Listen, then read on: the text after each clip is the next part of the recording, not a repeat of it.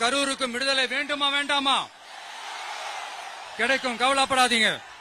தமிழ்நாட்டின் 3வது பெரிய ஏரி இங்க இருக்கிற பஞ்சப்பட்டி ஏரி. அதோட பரப்பு 1000 ஏக்கருக்கு மேல. அந்த ஏரி நல்லா இருந்தா விவசாயம் செழிப்பா இருக்கும். விவசாயம் செழிப்பா இருந்தா மொத்தமா பல லட்சம் குடும்பம் சந்தோஷமா இருக்கும். ஆனா பல வருஷமா அதை சீரமைக்காம அதுக்கு தண்ணி வர்ற வழிகளை சரி செய்யாம போட்டு வச்சிருக்கிறாங்க இந்த ஆட்சி செய்யறவங்க. நம்ம ஆட்சி, அதாவது உங்க ஆட்சி வரும் அன்னைக்கு இந்த பஞ்சப்பட்டி ஏரிக்கு உயிர் வரும். உங்க முகத்தில் நிம்மதி, சந்தோஷம் எல்லாம் திரும்ப வரும். ஜவுளி தொழில் கரூர் நகரை வளர்த்தெடுக்குது. இருந்தாலும் மக்கள் பாதிக்காத வண்ணம் ஜவுளி தொழிற்சாலைகள் இருந்து வெளியேறிய கழிவுகளை சுத்திகரிக்க அறிவியல் பூர்வமான நடவடிக்கைகள் எந்த அரசும் எடுக்கவே இல்லை என்ற கவலை மக்கள் கிட்ட இருக்கு. இதை தீர்க்கக்கூடிய பிரச்சனைகள் எல்லாம் அலசி ஆராய்ந்து உண்மையாகவே நாம அவற்றை முன்னெடுப்போம். இப்ப நான் ஒரு விஷயத்தை பத்தி முன்னாடியே பேசலாம்னு சொன்னேன்ல, இப்ப அந்த விஷயத்துக்கு வருவோம். இப்போ கரூர்ல வழி விட்டுருங்க அகைன். அப்ப நம்ம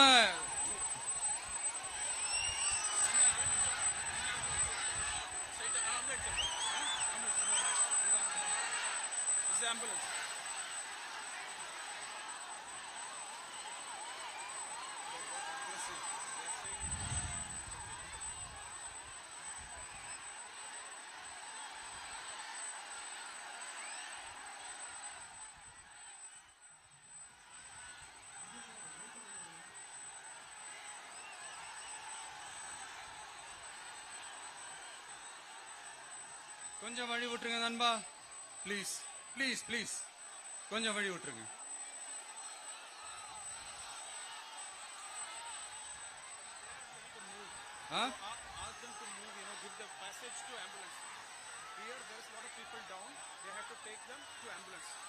கொஞ்சம் அந்த வழி விட்டீங்கன்னா அந்த ஆம்புலன்ஸுக்கு அவங்களுக்கு கூட்டிட்டு போகணும்.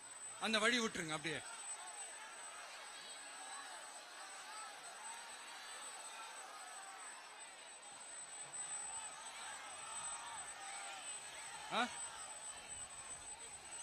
ஓகே,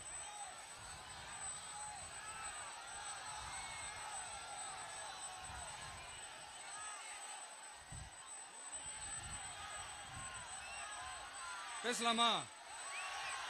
கண்டினியூ பண்ணலாமா?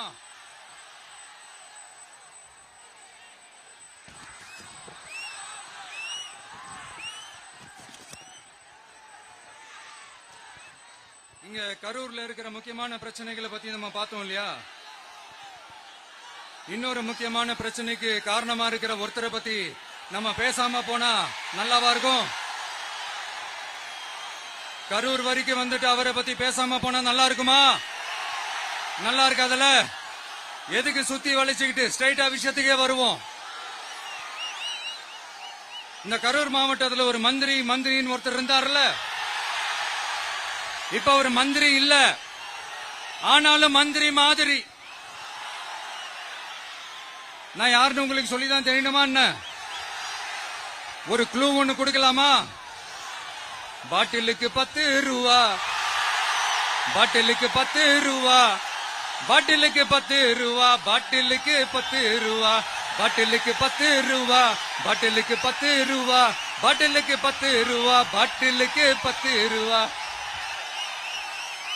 இப்ப ரீசெண்டா கரூர்ல ஒரு விழா ஒண்ணு நடத்தினாங்களே, அது என்னப்பா 30 பேர் விழாவா?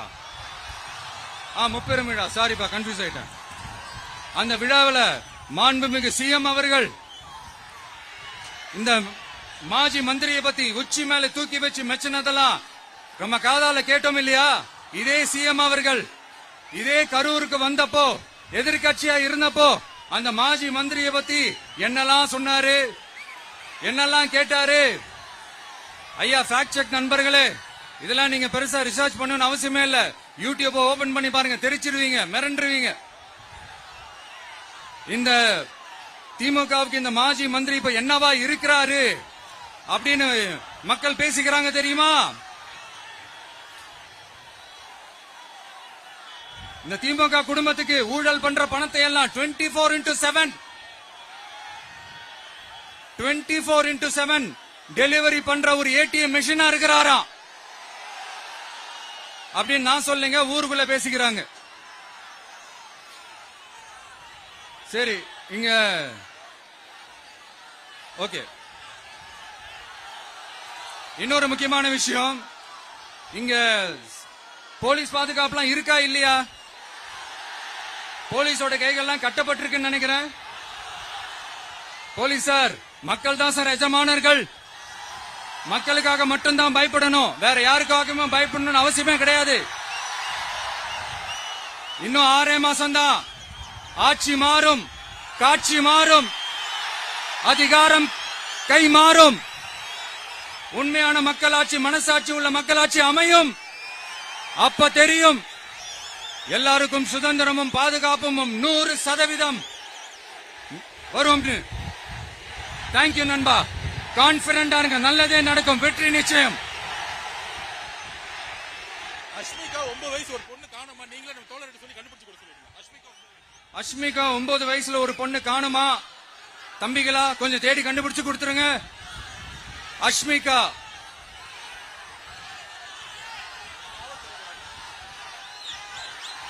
police sir, please sir, please help sir, please.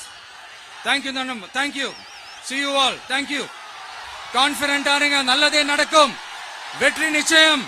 மீண்டும் சந்திக்கும் வரை நன்றி, வணக்கம்.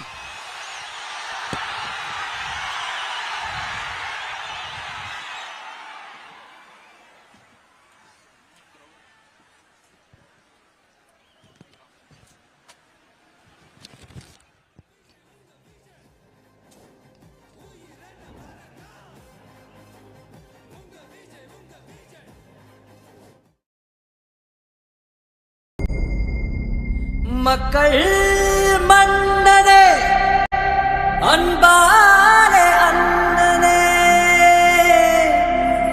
விழாவீரனே, பெரியாரின் பேரனே, மன்னா